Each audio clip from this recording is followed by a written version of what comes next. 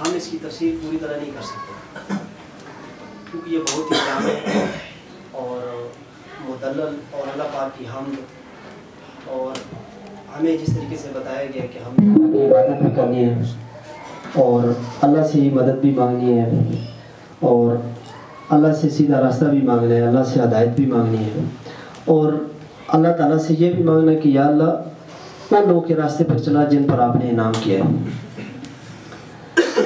انعام یافتہ لوگ کون ہیں؟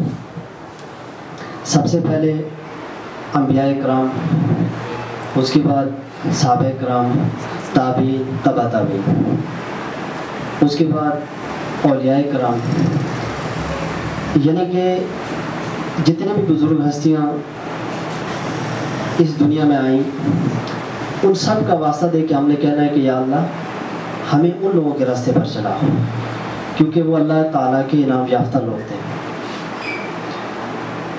ابھی یہاں پہ دیکھنا یہ ہے کہ ہر بندہ یہی سمجھتا ہے کہ میں سیدھے راستے پر ہوں اور میں انعام یافتہ لوگوں کے راستے پر ہوں۔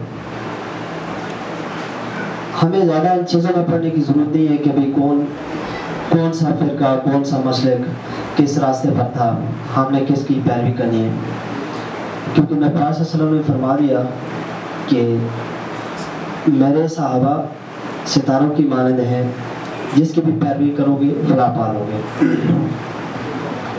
تو ہمارے سامنے صحابہ کرام نمونہ ہیں۔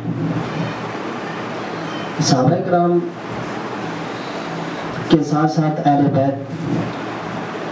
بیت بذات خود صحابہ بھی ہیں، کیونکہ صحابی کی تعریف یہ ہے کہ وہ شخص جس نے ایمان کی حالت میں نبی پاک صلی اللہ علیہ وسلم کی زیارت کی ہو اس کو صحابی کہتے ہیں۔ تو اہل بیت جو کہ نبی پاک صلی اللہ علیہ وسلم کے دور میں تھے وہ سارے کے سارے صحابی بھی تھے،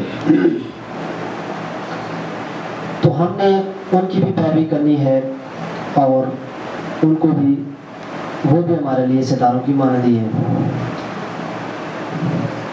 انعام یافتہ بہت اوپر چلے جائے تو سب سے پہلے نبی پاک صلی اللہ علیہ وسلم، اس کے بعد تمام انبیاء کرام، اس کے بعد صحابہ کرام، تابعین، تبع تابعین، اولیاء کرام۔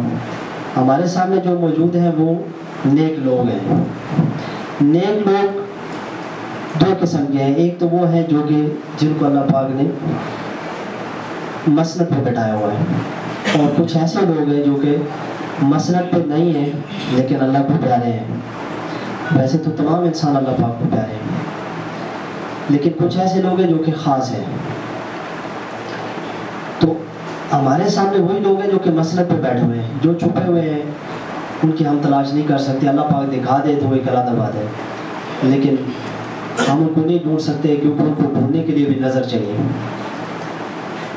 تو جو سامنے بیٹھے ہوئے ہیں، ابھی ہم اپنے شیخ کی مثال لے لیں گے۔ ہمارے شیخ کو اللہ پاک نے بہت ہی زیادہ انعامات سے، بہت ہی زیادہ کرامات سے نوازا ہوا ہے، یعنی کہ اگر ہمارے ماشاءاللہ سارے ساتھی سجدے کیے ہیں تو جو بھی ساتھی ذکر شروع کرتا ہے تو اس کو پتہ چل جاتا ہے کہ بھئی میں نے کچھ شروع کیا ہوا ہے۔ اس کے بعد شرح صدر ہونا، کشف کا ہونا، علاج معالجہ اور اللہ کے قریب ہو جانا، اللہ کا قرب حاصل کرنا، یہ ساری چیزیں، یہ ساری کیفیات اللہ پاک مختلف قسم سے مختلف لوگوں کو عنایت فرماتے ہیں۔ یہ نہیں ہو سکتا کہ ایک بندہ اللہ کا ذکر بھی کر رہا ہے اور اللہ پاک اس کو دے بھی کچھ نہیں رہے، بہت کچھ دے رہے ہیں۔ ایک تو سب سے بڑی جو عنایت اللہ پاک کی وہ یہ ہے کہ اللہ پاک ہم سے ذکر کروا رہے ہیں، یہ اللہ پاک کی سب سے بڑی نعمت ہے۔ اس کے بعد جو اللہ پاک ہمیں کیفیات دیتے ہیں، جو نعمتیں دیتے ہیں، جو ہمیں سکون قلب عطا کی ہو اللہ پاک نے، آپ دیکھ لیں کہ جو بھی بندے، ہم اپنی مثال لیں تو ہم جب سلسلے کے ساتھ نہیں تھے تو پریشان حال پھرتے تھے، کوئی سکون نہیں تھا، دنیا کے پیچھے پڑے ہوئے۔ لیکن ہمارے شیخ نے کہا کہ بھی دنیا کو بھی مانگنا ہے اللہ پاک سے، یہ نہیں ہے کہ کیونکہ ہمارا لیول ابھی وہ والا تو نہیں ہو سکتا، جس طرح کہ سورہ واقعہ کا بیان ہے کہ وہ جو بھی بندہ پڑھے گا وہ کبھی غریب نہیں ہوگا، کبھی افلاس نہیں ہوگا، تو جو بزرگان دین ہیں وہ کہتے ہیں جی یہ کون سی بات ہے کہ ہم سورہ واقعہ صرف اس لیے پڑھیں کہ ہم غریب نہ ہوں. اصل بات تو یہ کہ ہم سورہ واقعہ اس لیے پڑھیں کیونکہ نبی پاک صلی اللہ علیہ وسلم نے فرمایا کہ سورہ واقعہ پڑھیں. نبی پاک صلی اللہ علیہ وسلم کے عشق میں، نبی پاک صلی اللہ علیہ وسلم کی محبت میں ہم پڑھیں. اللہ پاک کا کلام ہے تو اللہ پاک کی محبت میں پڑھیں، اس لیے نہ پڑھیں. لیکن وہ ان کا لیول ہے. ہمارے شیخ کہتے ہیں کہ آپ دنیا مانگ سکتے ہیں اور دنیا مانگنی بھی چاہیے اللہ پاک سے. جب بندہ دنیا مانگتا ہے ساتھ ساتھ ذکر بھی کرتا ہے، سلسلے کے ساتھ چلتا ہے، آہستہ آہستہ ایک وقت ایسا آتا ہے کہ دنیا کی بھوکت اس کے دل سے ختم ہو جاتی ہے. یہی وہ اسٹیج ہوتا ہے کہ بندے کو پتہ چلتا ہے کہ ہاں مجھے سلسلے نے کچھ دیا ہے. یہ وہ کیفیات ہے کہ بندے کو حقیقی معنوں میں سلسلے کی قدر بھی حاصل ہوتی ہے اور بندہ کہتا ہے کہ واقعی میں اللہ کا شکر ادا کرتا ہے. بندہ اپنے اساتذہ کا شکر ادا کرتا ہے، شیخ کا شکر ادا کرتا ہے، اور اساتذہ کا اور شیخ کا احسان مند بھی ہوتا ہے اور ہونا بھی چاہیے.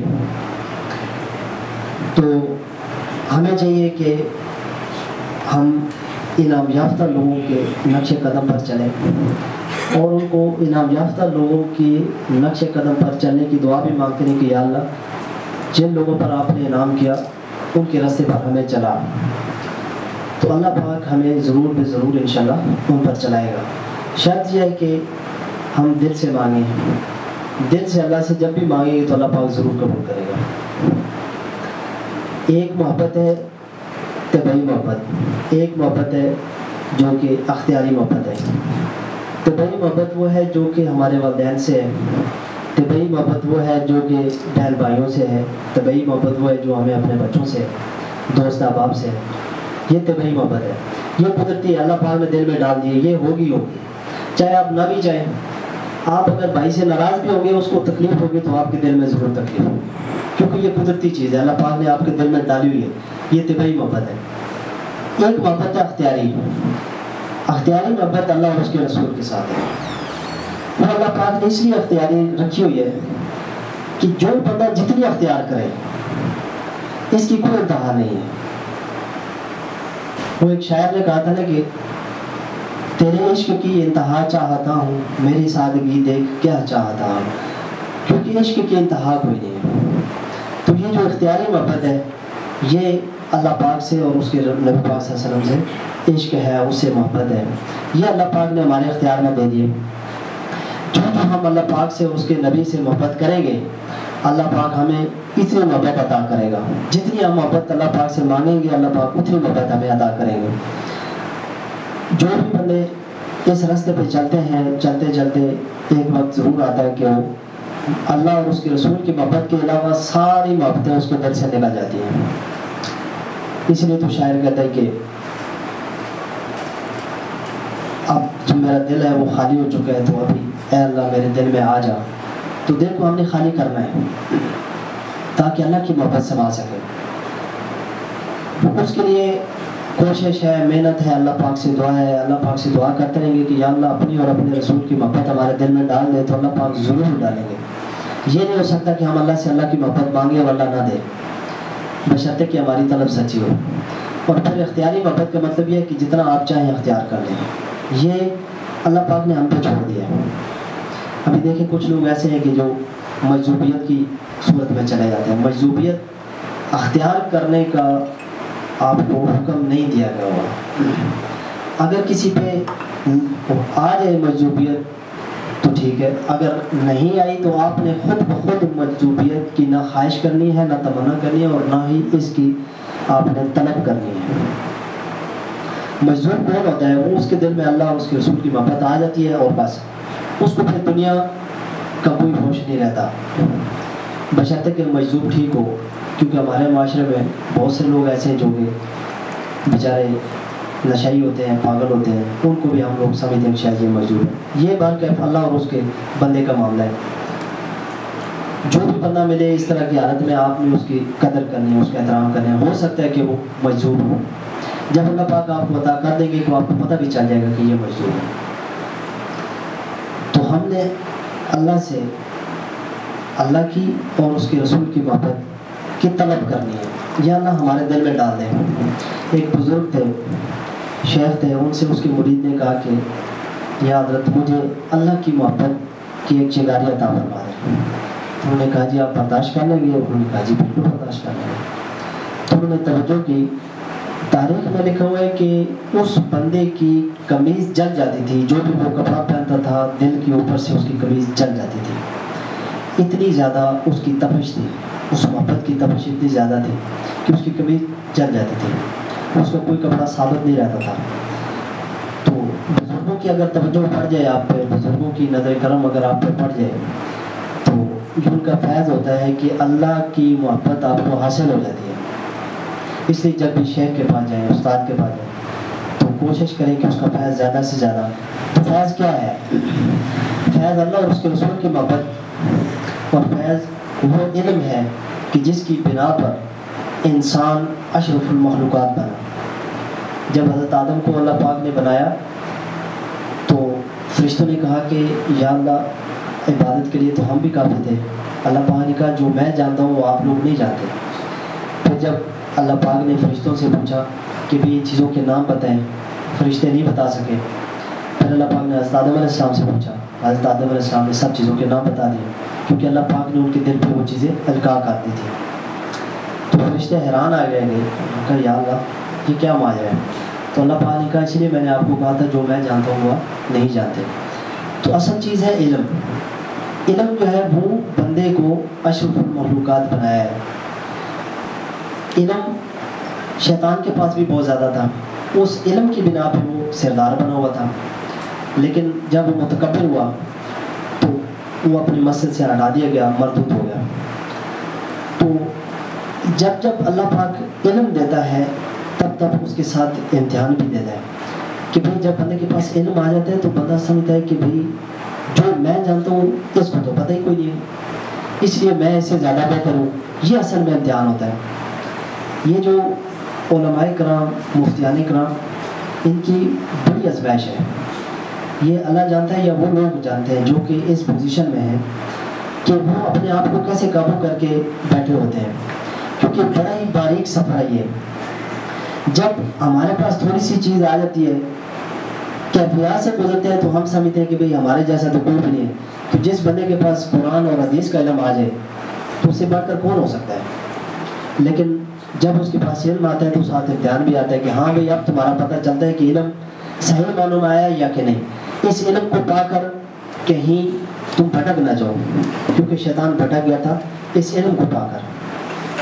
تو اس لیے ہم سب کو کوشش کرنی چاہیے کہ ہم اللہ پاک سے ہر ٹائم دعا کرتے رہیں کہ یا اللہ اپنے اور اپنے رسول کی سچی محبت ہمیں عطا فرما، اور اپنے جو انعام یافتہ لوگ ہیں ان کے نقش قدم پر ہمیں چلا۔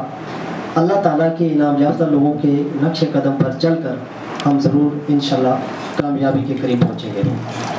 مفتی صاحب آ چکے ہیں، زیادہ ٹائم نہیں لوں گا۔ وآخر دعوانا الحمد للہ رب العالمین، السلام علی اشرف الانبیاء والمرسلین۔ آمین۔